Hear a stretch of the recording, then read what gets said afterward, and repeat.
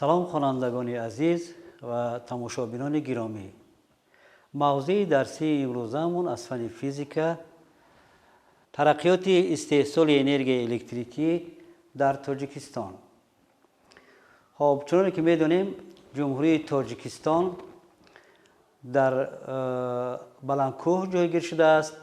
البته 93% تاجیکستان عزیز ما رو بلندکوه ها تشکیل میدهند. هر قدری که در جمهوری تاجیکستان ما بلندکوه ها زیادند، در بلندکوه های ما پیریخ ها جایگیر شدند. پیریخ های خیلی زیاد داریم. پیریخ های ما یعنی آبانبارهای طبیعی جمهوری تاجیکستان می باشند. هنگام بلند شدن حرارت پیریخ ها آب شده، در همین گویم شرشره ها، در همون آبانبارهایی که در جمهوری تاجیکستان ما موجود است، آب ها بیشتر ذخیره میشن. هنگام بارش برف و باران در فصل زمستان و بهار نیز آب زیاد می شود. البته در جمهوری تاجیکستان گویم که 90% جریان الکتریکی توسط نیروهای برقی آبی حاصل کرده می شود. همه سیاره زمین به جریان الکتریکی نیاز دارد، چون که زواد و فابریکه ها همه مؤسسه ها با واسطه همین گوییم که حتی کامپیوترها و تلفن های موبیلی با واسطه جریان الکتریکی کار میکنند. حتی روشنایی رو ببینید شبانه دوشنبه شهر ما چقدر مانند روز روشن است. همین همه چی از استحصال انرژی الکتریکی در تاجیکستان ما از جهت اکولوژی تا زه. خب باشد میگذاریم با حل مسئله ها. در گوییم که هر یک درس ما در خود مسئله داریم. ما از بس که ما گفتیم درباره مقاومت ناقل ها گپ زدیم. مقاومت مثلا میز چگونه است، مقاومت خاصش رو در نظر دارم. خب مقاومت مثلا دیگر ناقل ها، برای همین ما به هر یک ناقل دور به ناقل ها میتوانیم مسئله ها انتخاب کنیم. در اینجا حضور میبینیم یک مسئله یک چی طلب میکند از ما. خب مسئله یک داده شده است. خب اینجا حل می نویسیم. خب نباشه در مسئله یک از مقاومت خاصی آلومینی رو در اینجا گرفته است. ناقلی که از آلومینی تیار شده است برابر بوده است با 0.1028. 0.1028 چی بوده است کن؟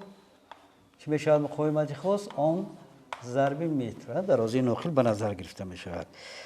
خب در اینجا L برابر چند بوده است؟ 1000 متر. این درازی چی است؟ همون ناقلی که انتخاب کردن. مساحت برش کندلنگیش باشد S برابر می شود با 0.128 چی می شود؟ متر کوادراتی. خب در اینجا یافته شود مقاومت چی عمومی یافته شود. خب مرحبا برای حل کردن این مسئله بید مرحبا. خب نیلوفر مسئله رو حل میکند برای ما. خب مرحبا برای حل کردن مسئله ما فرموله خب ایر برابر چی؟ را ضربی L تقسیم چی؟ S. بله برابر چی 0.1028. خب مقاومت خاص چی است؟ الیو. خب ضرب چی می شود؟ ضربی 1000 پیونتر نویسید. خب اینجا در یک تا متر گذاری، بعد اینجا متر نویسید. اینجا متر نویسید، 1000 متر نویسید. البته ما واحد رو در حل مسئله باید نویسیم. در متماتیک باشد واحد که نیست، در اونجا چینکو رو درست چی نمیکنم. در اینجا ما باید حتما واحدها استفاده بریم. خب چی باید کرد؟ انا در اینجا ضرب میکنیم، بعد متر هم ضرب میشوند. خب رفتیم اینجا 0.128 به 1000 ضرب کردیم چند شد؟ 28 متر کوادراتی. بله 28 متر کوادراتی ضرب اوم تقسیم 0.128 متر کوادراتی. آفرین متر کوادراتی اختصار میشوند میروند تنها اوم میموند برابر. خب 28 اوم رو تقسیم میکنیم به 0.28. خب بله 100 چی میشود؟ اوم. که در نتیجه 100 اوم پیدا شد. پس معلوم میشود که مقاومت عمومی که ما استفاده بردیم با چند برابر بوده است؟ با 100 اوم برابر بوده است که میتواند در جریان در زیر تاثیر شدت جریان تاب آورد. آفرین شنید.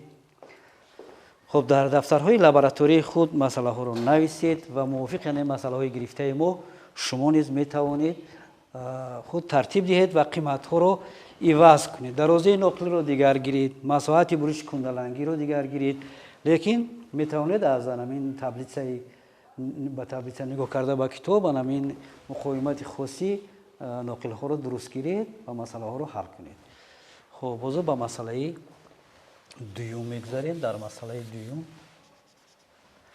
میبینیم که چی گفته میشود. البته مسئله هایی که ما ترتیب داده ایم همش با درسی که ما میگذاریم موافقت کند. اگر موافقت کرد پس در فرمول گذاشته هم موافقت میکند و موضوع درست‌تر میفهمیم. خب مسئله دو. در مسئله دو نامعلوم است درازی ناقل.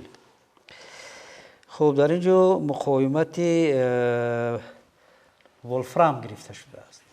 خب رو خب همینجا وی می نویسیم که ولفرام میفهمیم. خب این بوده است به 0.1058 به 0.1058 اوم. این مقاومت چی است؟ اوم ضربی متر است. مقاومت خاص است. خب در اینجا مساحت بریش کندلنگی برابر بوده است با 0.1000. خب از 10,000 از 10,000 همین خیلی درست نوشتم متر کوادراتی. خب ار یعنی که مقاومت عمومی برابر بوده است با 1000 ام. 1000 یا که 100 اوم باشد و 100 اوم برابر است. خب در اینجا گفته شود درازی چی؟ درازی ناقل گفته شود ال. خب شرط درست است. مرامت کنید. چی کار میکنن؟ انورا خب کار کنید کنی؟ سر اول ما فرمول اساسی را می‌نویسیم. مقاومت برابر مقاومت ها ضرب درازی تقسیم مساحت. از فرمول اساسی ما درازی را می‌یابیم. خب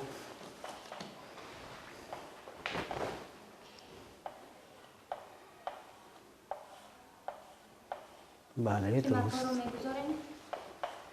قیمت مقاومت ما با 100 اوم برابر است. مقاومت 100 اوم و قیمت مساحت به 0.1016 این بریش کندلنگی کوادراتی ناقل. خب تقسیم شد به چند؟ به مقاومت ولفرام 0.1058 اوم ضرب متر. ما با اینها را اختصار می‌نماییم. خب هنگام تقسیم عددهای بالا به 1/116 به 100 ضرب می‌زنیم و این قیمت را به 0.1058 تقسیم می‌نماییم که جواب ما به 20 متر برابر می‌شود. درازی نقل به 20 متر برابر است. درازی ناقل انتخاب کرده شما با 20 متر برابر بوده است در حل مسئله. البته این را ما دیدیم. خب خیلی مسئله مرکب هم بود لیکن حرکت کردیم که انورا از بینید خطاگی نباشد. خب یک مسئله دیگر کار کنیم. مسئله رقمی 3. در مسئله رقم 3 خب دیگر چیزی گفته می شود؟ نوشته شدید. خب تماشابینان گرامی شما نیز می توانید از همین حل مسئله های استفاده برده فقط قیمت‌ها رو دیگر کنید، یک چند تا مسئله رو حل کنید تا اینکه دانش متماتیکی شما در سمت فیزیک زیاد شود. البته فن فیزیک رو گفتیم به متماتیک تصور کردن غیر امکان است. همه عملیات‌های فیزیکی که ما می‌گذرونیم البته در اونجا از قیمت‌های متماتیکی، از صفحه‌های متماتیکی استفاده می‌بریم. کسی می‌خواهد که در آینده فیزیک خوب شود و البته اول باید متماتیک خوب باشه. خوب، مسئله رقم 3. مسئله رقم چند؟ 3. در این مسئله مقاومت خاصی نیخروم گرفته شده است. این مقاومت خاصی نیخروم اینقدر می نویسیم برابر خب 1/1 برابر بوده است به 1/1 اوم ضربی متر مقاومت خاص. خب درازی ناقل رو گرفته است برابری 4 متر. خب مقاومت باشد به 2 اوم برابر است. مقاومت برابر چند اوم است؟ 2 اوم. خب در اینجا یافته شود اکنون S مساحت بروشی کندلنگی ناقل یافته شود. خب مرامت این مسئله رو که حل میکند. بیایید برای حل مسئله. خب یوسف جان حل میکند مسئله رو مرامت. چیزی که ما در مسئله داده شده میبینیم در اینجا یعنی مساحت بروشی کندلنگی نامعلوم میباشد و ما از فرمول استفاده میبریم. فرمول اساسی ما چنین بود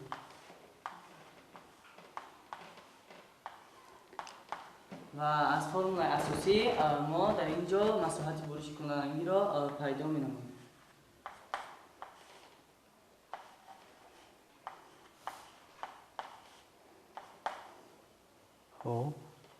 و فرمول ما چون این شکل را میگیرد و ما در اینجا قیمت ها را میگذاریم.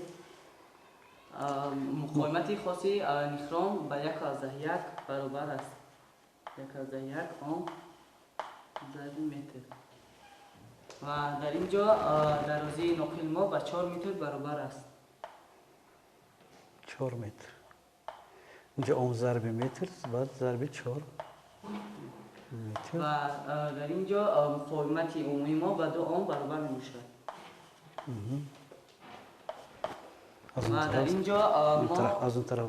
اینجا ما اوم ها را اختصار می نماییم و باز در اینجا عدد هایی که در صورت هستند آنها را به همدیگر ضرب میزنیم و هنگام ضرب دادن آنها و 4/4 متر کوادرات برابر میشوند و در تگ 2 اینجا متر ها برای دیگر چی میشن؟ متر ها ضرب میشن. برای همین در اینجا متر کوادرات میموند و هنگام تقسیم کردن این عددها در اینجا جواب 2/2 متر کوادرات میموند. یعنی مساحت بروشی کندلنگی ما به 2/2 متر ناقل انتخاب کرده هاتون مساحت بروشی کندلنگی به 2/2 متر کوادراتی برابر بوده است. آفرین یوسف جان، خیلی مسئله رو درست شرح هم دادید.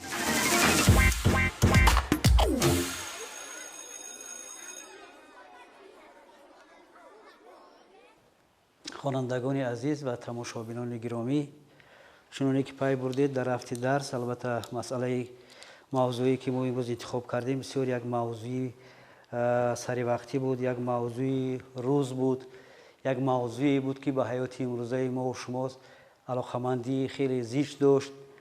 البته برای باز هم رشد کردن، ترقی دادن همین دولت ما، برق کنانی مملکت یکی از مسئله های خیلی مهم است که در نظر داشت پیشوای معظم در نظر است. البته باز هم تلاش های پیشوای معظم در آن است که همین تیزتر زودتر همین گیس راغون که نیروی برقی آبی راغون و پورگی به استفاده داده شود و رشد جمهوری ما خوبتر و بیشتر شود. با ما و شما خوانندگان عزیز و تماشابینان گرامی تنها وابسته است که تفکر تکنیکی خود را نسبت علم های دقیق به خصوص علم فیزیک البته زیادتر نماییم. شوق و رغبت خوانندگان رو ما آموزگاران نسبت علم های دقیق زیاد کنیم. خب در آموزش فن فیزیک با همه شما در آخر درس در جنبش درس موفقیت ها میخواهیم. با همین درس امروزمون با آخر میرسد. با همه شما موفقیت ها.